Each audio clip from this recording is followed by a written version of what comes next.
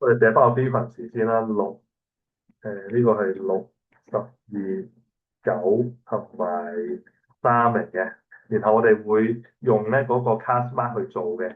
個 cast mark 咧呢個係32.5，37.5，即係中間個位咧 midpoint 個位啦。呢個係42點，呢個係47.5。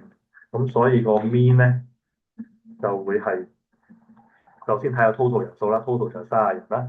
然後咧就將個 cast mark 乘翻個 frequency，再加37.5乘12，再加42.5乘9，再加47.5乘3嘅。